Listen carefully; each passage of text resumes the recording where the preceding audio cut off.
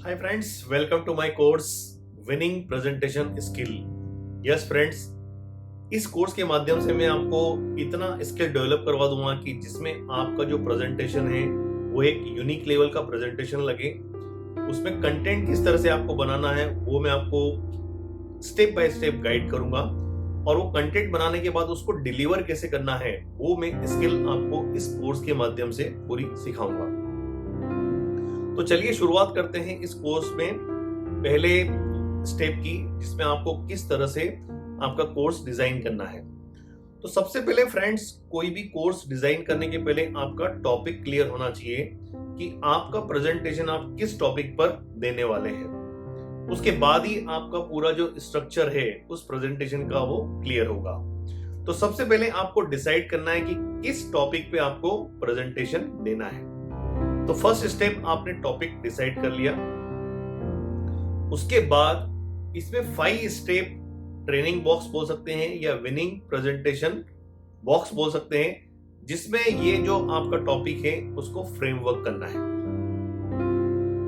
तो इसमें पहली स्टेप जो रहेगी, टॉपिक का कंटेंट तो रहेगा अलग ही, लेकिन उसमें किस तरह से ये ट्रेनिंग बॉक्स का आप उपयोग करेंगे ये मैं आपको स्टेप बाय स्टेप बताऊंगा।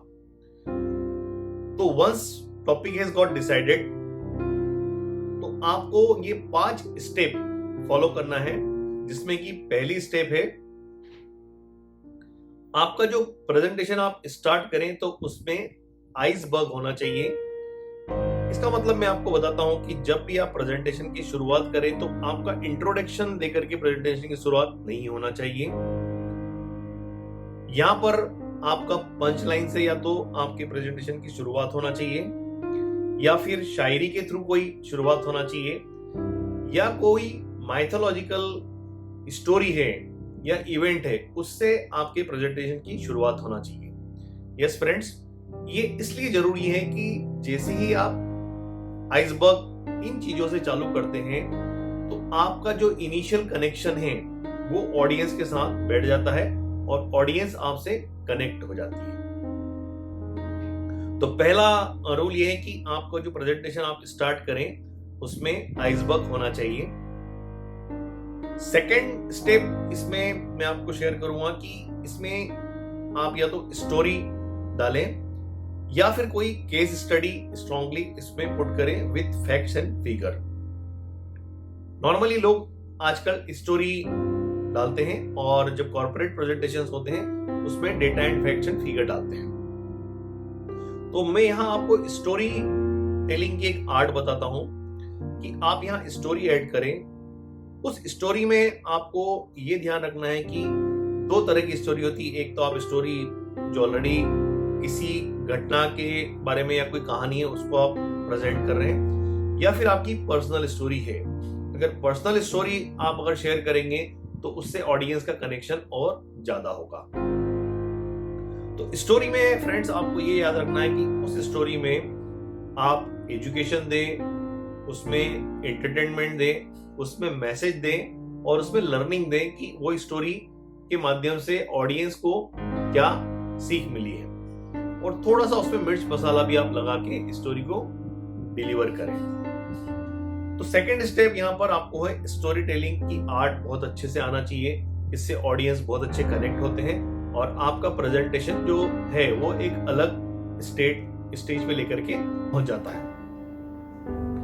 थर्ड स्टेप फ्रेंड्स यहाँ पर होता है कि आप आपके प्रेजेंटेशन में किस तरह से गेम्स और एक्टिविटी को इन्वॉल्व कर रहे हैं। ये बहुत इंपॉर्टेंट है फ्रेंड्स कि आप आपके प्रेजेंटेशन में प्री प्लान गेम्स और एक्टिविटी होना चाहिए कि इस टाइम पे आप ये गेम और एक्टिविटी प्लान करेंगे। तो गेम्स में एक तो फिजिकल एक्टिविटी वाले गेम्स आप प्लान कीजिए, तो उससे क्या रहेगा कि लोगों की जो एनर्जी बैठे बैठे डाउन हो जाती है वो एनर्जी आप फिर से रीगेन कर सकते हैं और उनको कनेक्ट कर सकते हैं। तो लेजीनेस फील नहीं होगा और उनका कनेक्शन आपके प्रेजेंटेशन में कंटिन्यूअस बना रहेगा।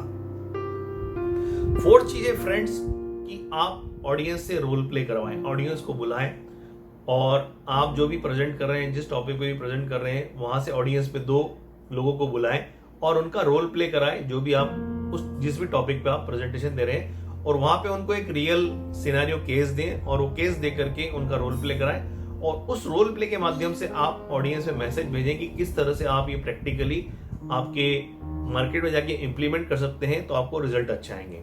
सपोज कोई सेल्स का आप प्रेजेंटेशन दे रहे हैं, तो उस सेल्स के प्रेजेंटेशन में आपको ये बताना है कि ऑडियंस एक कस्टमर बन जाए और दूसरा एक दुकानदार बन जाए और उनका डीलिंग, उनका डिस्कशन किस तरह से हो रहा है, ये उस प्रेजेंटेशन के माध्यम से मैसेज जाना चाहिए और वो काफी इफेक्टिव होना चाहिए, जिससे कि लर्निंग जो ऑडियंस रहे उसको काफी रियल लगे और वो जाकर के जब मार्केट में इसको एग्जीक्यूट करे तो उसको उसके रियल रिजल्ट्स मिले। Right friends, and last but not the list, आपके प्रेजेंटेशन में वीडियो या फिर म्यूजिक होना ही चाहिए, जिससे कि आप ऑडियंस को रियल केस स्टडी वीडियोस दिखा पाए या किसी म्यूजिक जो मोटिवेशनल म्यूजिक हो वो आप सॉन्ग के माध्यम से उनको दिखा पाए। तो उसमें क्या रहेगा कि ऑडियंस को एक फैक्ट और फिगर आप बता पाएंगे और ऑडियंस से कनेक्शन जो रहेगा आपका वो बड़ा स्ट्रांग हो जाएगा। तो ये बहुत इंपॉर्टेंट स्टेप है जिससे कि आप ऑडियंस को कनेक्ट कर सकते हैं। तो मैंने आप लोगों को फ्रेंड्स 5 स्टेप बताए विनिंग प्रेजेंटेशन बॉक्स।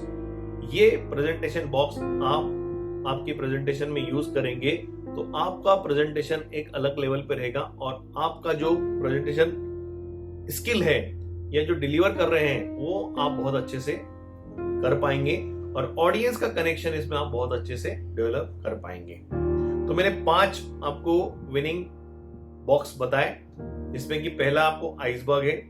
आपको जब भी आपका प्रेजेंटेशन चालू करना है तो आपको आइसबर्ग यूज करना है और आइसबर्ग में आपको स्टोरी टेल करना है, that is very important. Second, आपको स्टोरी टेलिंग या केस स्टडी जो है वो डिस्कस करना है। थर्ड, आपको गेम्स एंड एक्टिविटी डिस्कस करना है। फोर्थ, आपको रोल प्ले डिस्कस करना है एंड फिफ्थ, आपको वीडियो एंड म्यूजिक आपके प्रेजेंटेशन में रखना है।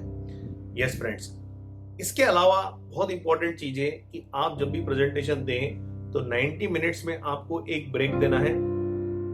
जो भी आपकी एक्टिविटी है वो 20 से 30 मिनट के बीच में आपकी एक्टिविटी आप ये प्लान करें कि वो होना ही चाहिए और हर 10 मिनट में आपको ऐसे स्टेटमेंट या पंच लाइन बोलना है जिससे कि ऑडियंस के चेहरे पे हंसी आए और उसका कनेक्शन आपसे बना रहे।